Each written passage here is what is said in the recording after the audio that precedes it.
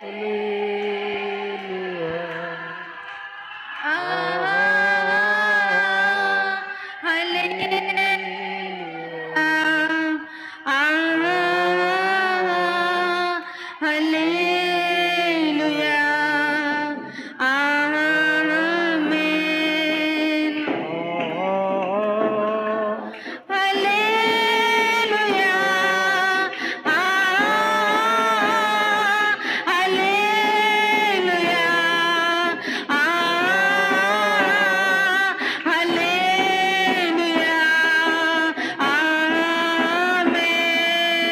దేవా, మీకు స్తోత్రం.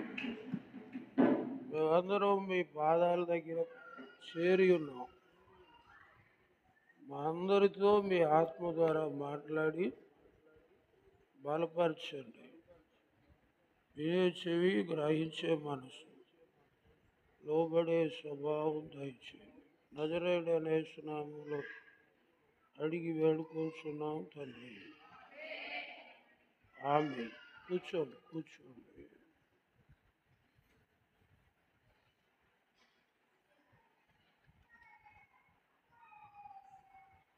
మనకి ఈ నెల 28,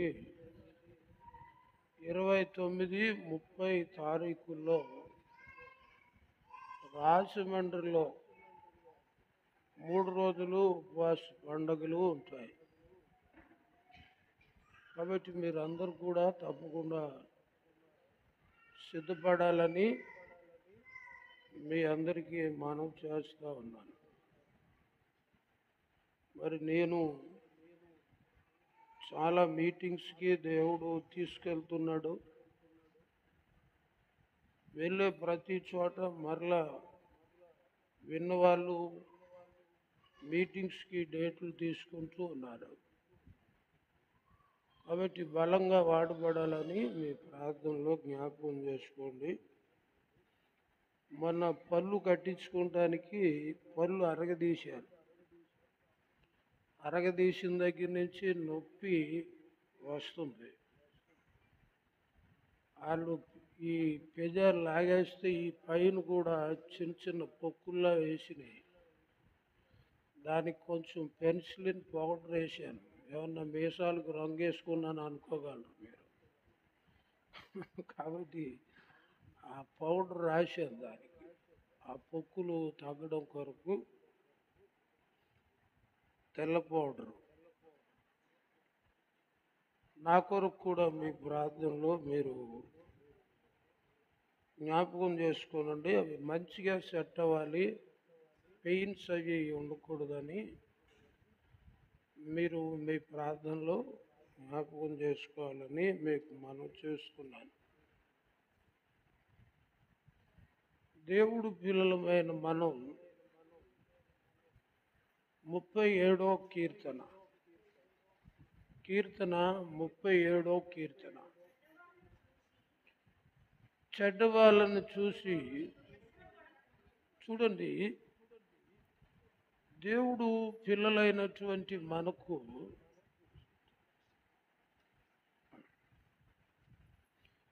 ఈ లోకంలో మనందరం చెడ్డోళ్ళమే, అవునా?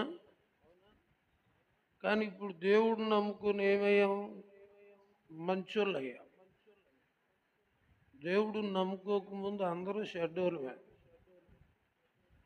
అంటే పాపం ఏంటో తెలియకన్నా పాపం చేశాం. కానీ ఇప్పుడు పాపం అంటే ఏంటో తెలిసింది. ఇప్పుడు మనం చెడ్డ వాళ్ళలోంచి సపరేట్ అయ్యాం, చెడ్డ వాళ్ళలోంచి బయటకు వచ్చాం. అయితే చెడ్డ వాళ్ళలోంచి బయటకు వచ్చిన మనం మరలా చెడ్డ వాళ్ళని చూడకూడదు. దేవుడికి స్తోత్రాలు. చెడ్డ వాళ్ళలోంచి బయటకు వచ్చిన మనం మరలా చెడ్డ వాళ్ళని చూడకూడదంట. ఆ చెడ్డ వాళ్ళని చూసి, ఆ చెడిపోయిన వాళ్ళని చూసి మనం చెడిపోకూడదు.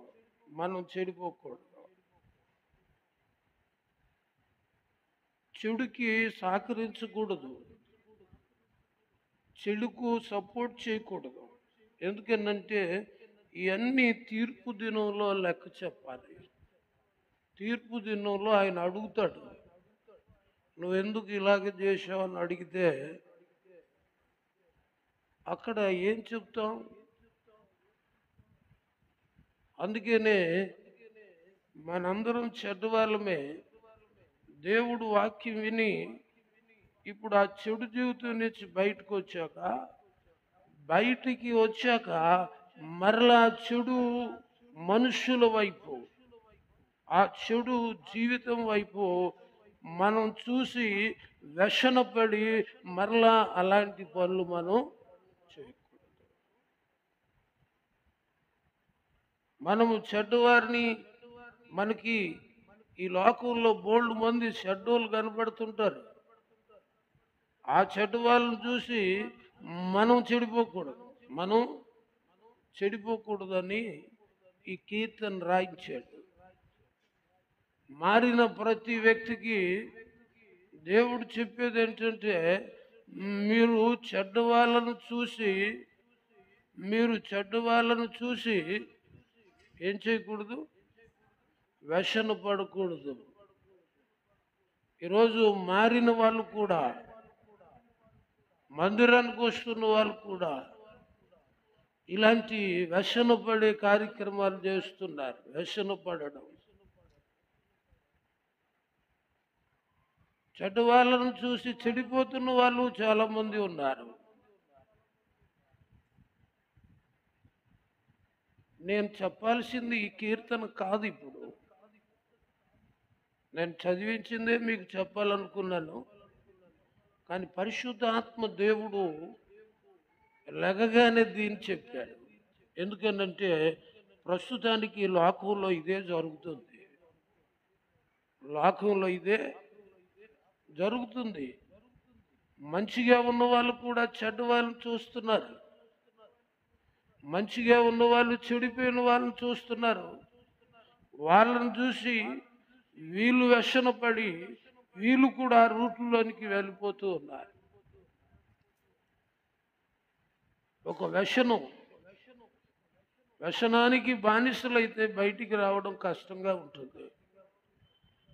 ఏ చెడు వ్యసనాలకి మనం బానిసలు కాకూడదని మనం చేస్తున్నాం. ఈ వ్యసనాలే మనుషుల జీవితాలను నాశనం చేస్తున్నాయి. ఈ వ్యసనాలే వాళ్ళకి సాక్ష్యాలు లేకుండా చేస్తున్నాయి. ఈ వ్యసనాలే దేవుడి యొక్క వాగ్దాన ఫలము అనుభవించకన్నా అయిపోతూ ఉన్నారు. దేవుడికి స్తోత్రాలు. చెడ్డ వాళ్ళను చూసి మేము కూడా అలా చేస్తే బాగుంటుంది అన్నట్టుగా మీరు వ్యసన పడద్దు. ఇది పరిశుద్ధ ఆత్మ దేవుడు నీకిచ్చే సందేశం. దేవుడికి స్తోత్రాలు. యూట్యూబ్లో చూస్తున్నటువంటి వాళ్ళు, ఇక్కడ ఉన్నటువంటి వాళ్ళు, మీరు చెడ్డవారిని చూసి వ్యసనపడి మీరు చెడిపోతున్నారా? ఈరోజు చాలామంది అలాంటి వాళ్ళని చూసి పాడవుతున్న వాళ్ళు ఉన్నారు లోకంలో.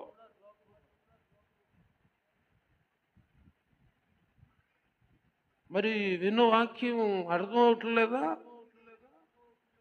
వాక్యం ఎక్కడ పెడుతున్నారు? చెడ్డవాటిని చూసి వ్యసన పడితే వాక్యం ఎక్కడ పెడుతున్నారు? మీరు వాక్యాన్ని పట్టుకొని ఉండండి. ఎందుకనంటే తీర్పు దినమునందున ఆయన ముందర నీవు నిలిచే ధైర్యం నీకుందా? ఎన్నాళ్ళు నీవు జీవించినా గాని ఏముంది లోకములో? గుర్తుపెట్టుకోండి. ఇన్నాళ్ళు నీవు చేసిన క్రియలన్నిటికీ తీర్పుంది పైలోకములో. ఎన్నాళ్ళు నీవు జీవించినా గాని ఏముంది లోకములో? ఇన్నాళ్ళు నీవు చేసిన క్రియలన్నిటికీ తీర్పుంది పైలోకములో.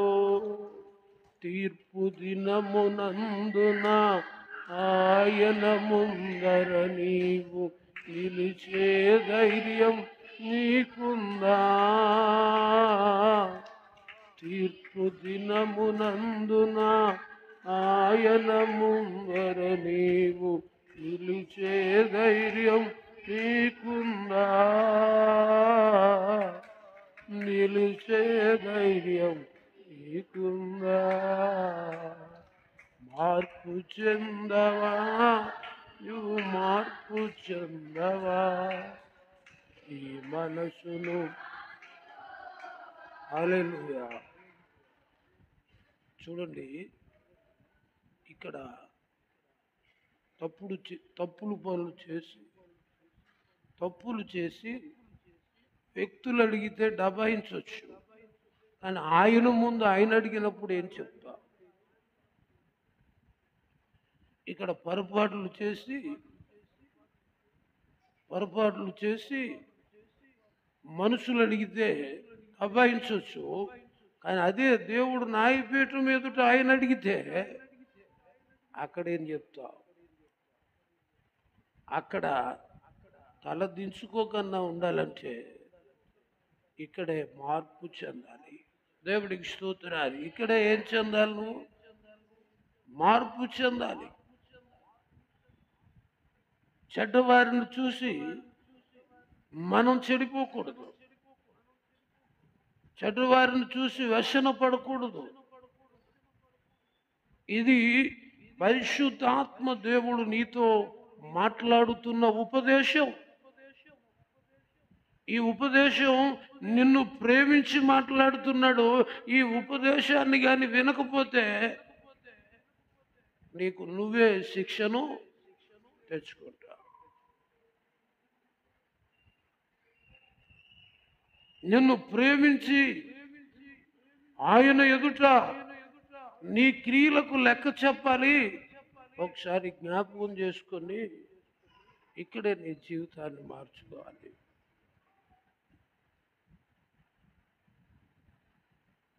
మనము జీవించిన కాలము,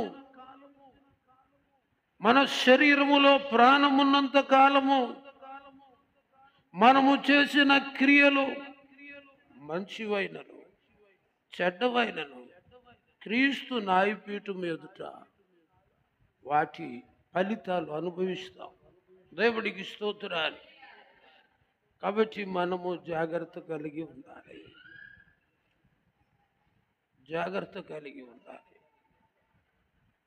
తీర్పు దినమున మనము చేసిన వాటన్నిటికీ ప్రతి ఒక్కరూ తన ఆత్మకు లెక్కను అప్పగించవలసిన రోజు ఒకటి ఉంటుంది. అప్పగించాలి ఒకరోజు. అందుకనే ప్రతి ఒక్కరూ జాగ్రత్తగా ఉండాలని ప్రభు హెచ్చరిక చేస్తున్నాడు. అందుకే ఇప్పుడు మారినటువంటి మనం చెడ్డవారిని చూసి వ్యసన పడకూడదు. కంటిన్యూ చేయండి. చెడ్డవారిని చూసి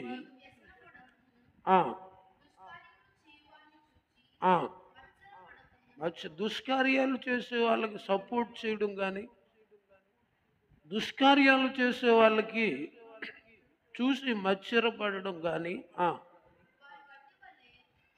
చూడండి, ఈ దుష్కార్యాలు చేసేవాళ్ళు, ఈ చెడ్డ పనులు చేసేవాళ్ళు వాళ్ళ ఆయుష్ మధ్యలో అయిపోతుంది. దేవుడికి స్తోత్రాలు.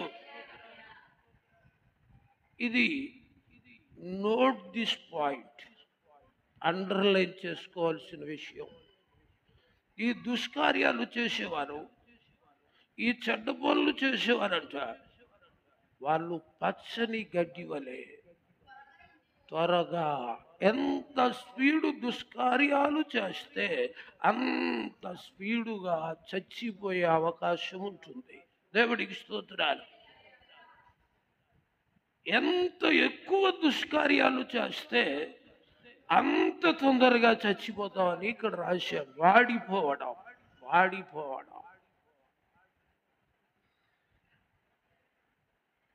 ఎంత ఎక్కువ దుష్కార్యాలు చేస్తే అంత తొందరగా వాడిపోతారట. వాడిపోయిందంటే అది గడ్డి చచ్చిపోయింది. దేవుడికి స్తోత్రాలు. దేవుని బిడలారా గుర్తుపెట్టుకోనండి. మీరెవరన్నా దుష్కార్యాలు చేస్తున్నారా? ఈ చెడ్డ వాటిని దుష్కార్యాలు చేసేవారంట. వారు ఫాస్ట్గా సిగురిస్తారు, స్పీడ్గా ఎండిపోతారు. దేవుడికి స్తోత్రాలు. తొందరగా ఆ దుష్కార్యాల వల్ల అభివృద్ధి చెందొచ్చు, కానీ వాళ్ళు అభివృద్ధి చెందిన దాన్ని అనుభవించకుండా మనుషులు లేకుండా అయిపోతారు.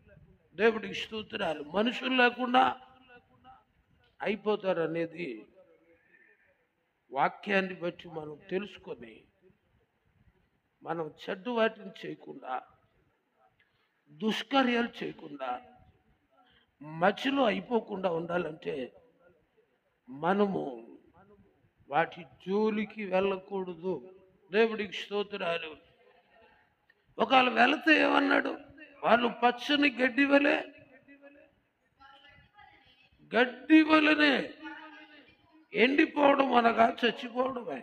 దేవుడికి స్తోత్రాలు. పాపము చేస్తున్నటువంటి దేవుని బిడ్డలారా త్వరగా ఎండిపోతామంట. మనం మారకపోతే ఎండిపోతాం అంటున్నాడు. మారకపోతే ఎండిపోతాం.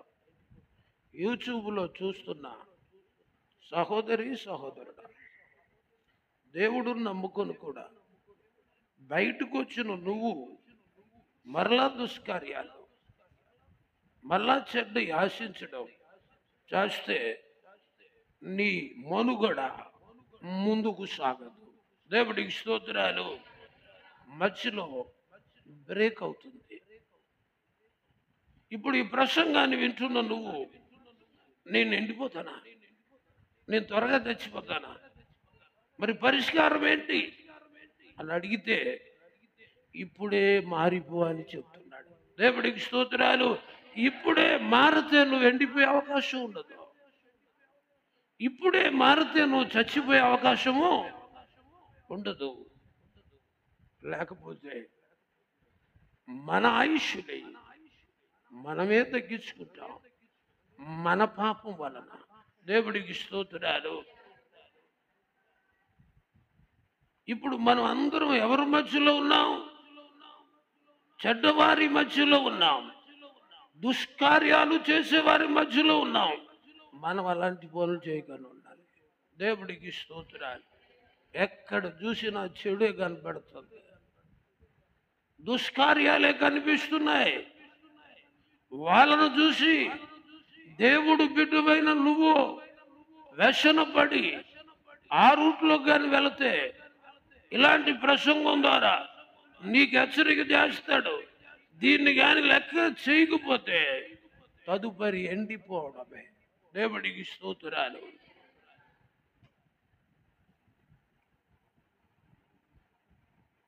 కంటిన్యూటీ. వాడిపోదురు.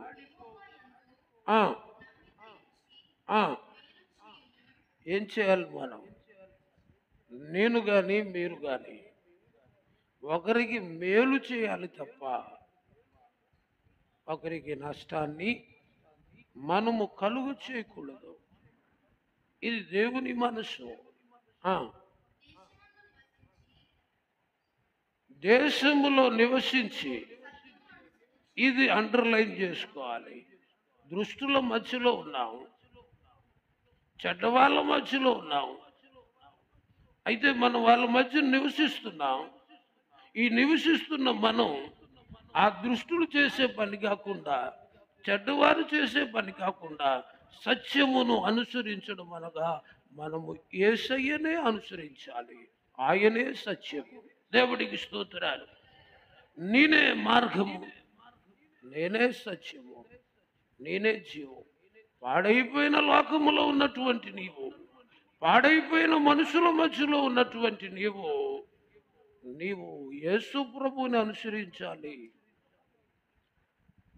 ఏ ఊర్లో నివసిస్తున్నా, ఏ పేటలో నివసిస్తున్నా, నేను సత్యాన్ని అనుసరించాలి, మనుషుల్ని కాదు.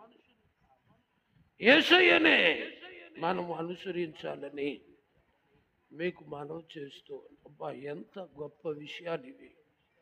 పట్టుకున్న వాళ్ళకి, వదిలిపెట్టే వాళ్ళకి ఏం లేదు.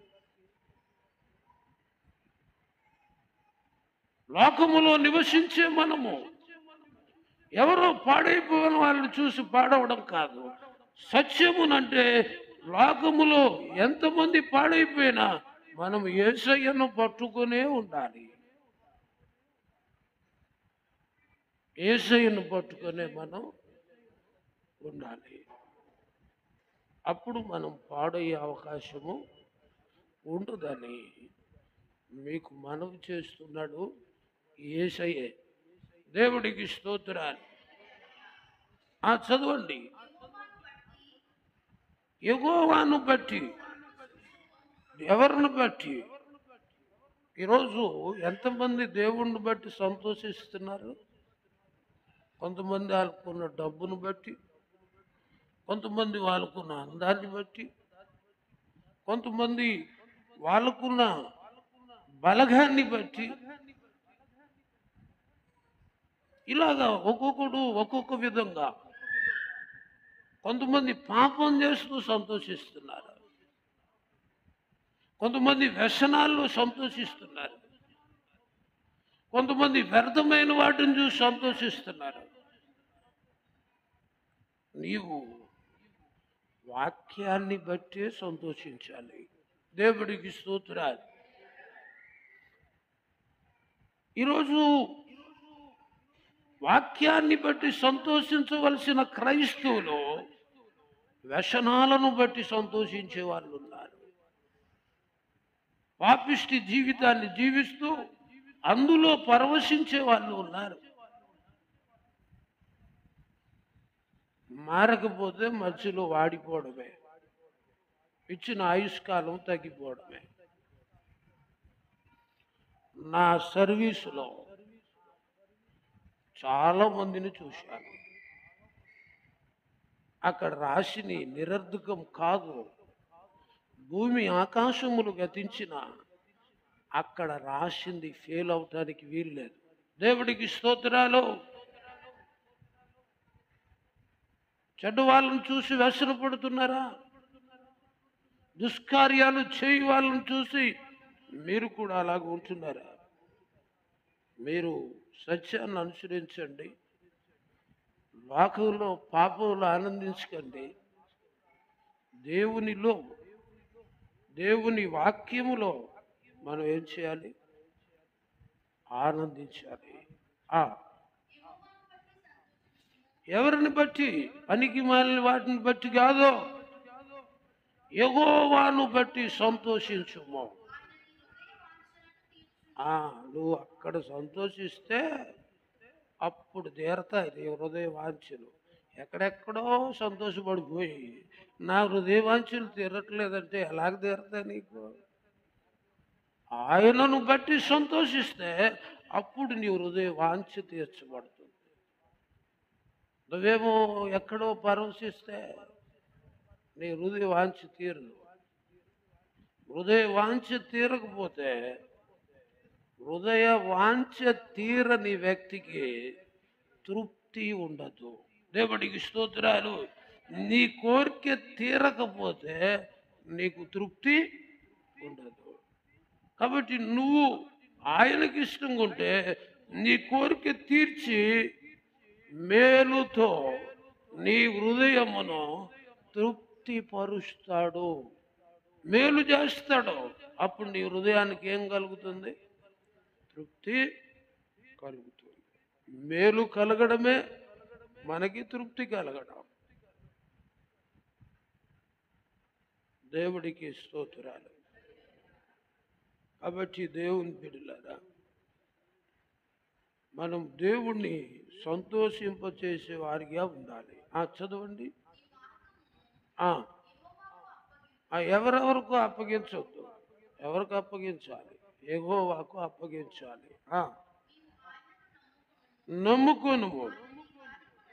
నమ్ముకున్న వాడి కార్యాన్ని దేవుడు చేస్తాడు.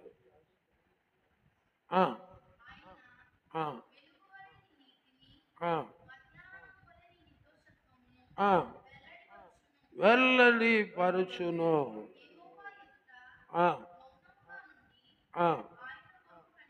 చాలు చాలు చాలు. ఫిలిష్తీయులు, ఇశ్రాయేలీలు ఎప్పుడూ దెబ్బలాటే వాళ్ళకి. దేవుని మందసం ఏలి మోసినంత కాలం విజయాలు వచ్చినాయి.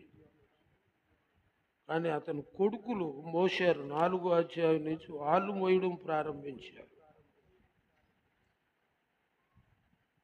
వీళ్ళు ఏ యుద్ధానికి వెళ్ళినా మొదటిసారి అతనితో పాటు యుద్ధానికి వెళ్తే 3000 మంది వచ్చారు. సెకండ్ టైము మందసం లేకే మనకు అపజయం వస్తుందని కెరూబుల మధ్యనున్న దేవుడు మందసాన్ని తీసుకొని యుద్ధానికి వెళ్తారు. అయితే ఆ మోసేవాడు తిరువైనోడు కాకపోవడం ద్వారా 30,000 మంది చచ్చిపోతారు. చివరికి ఏలి కొడుకులు ఒప్ని, ఫీనెహాష్ వీళ్ళిద్దరు కూడా చచ్చిపోతారు. చచ్చిపోయినప్పుడు ఈ మందసాన్ని ఫిలిష్తీయులు ఎత్తుకుపోతారు.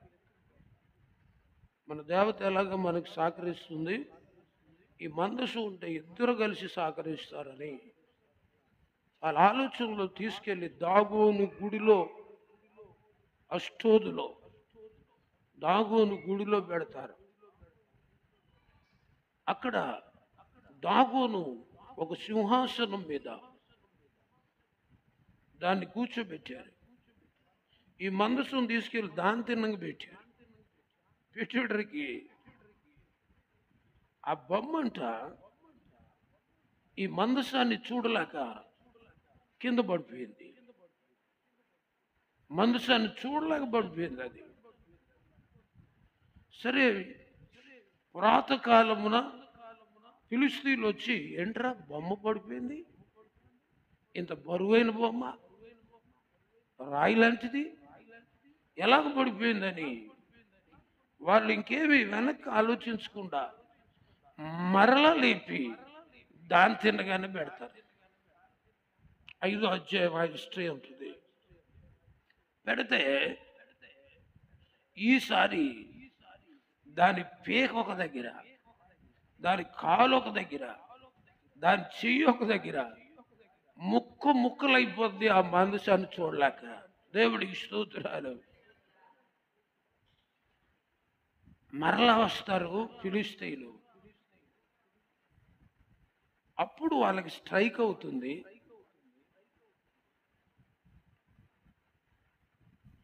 అప్పుడు కూడా కాదు, తర్వాత వాళ్ళకి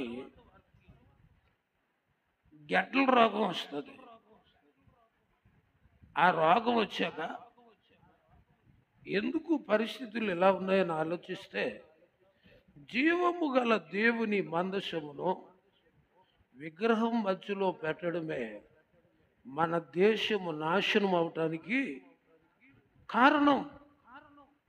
అది తెలుసుకొని అర్జెంటుగా మనం ఈ మందసాన్ని తీసుకెళ్ళిపోకపోతే మొత్తం మన దేశంలో ఉన్న వాళ్ళందరూ సత్యలాగా ఉన్నారు అని అక్కడ పెద్దోళ్ళు పిలిచి ఏం చేయాలంటే వాళ్ళు బంగారపు పందికొక్కులు ఇవన్నీ ఆయనకి పాప పరిహారార్థంగా ఇవ్వాలని చెప్తే వాళ్ళు ఇచ్చి పంపిస్తారు.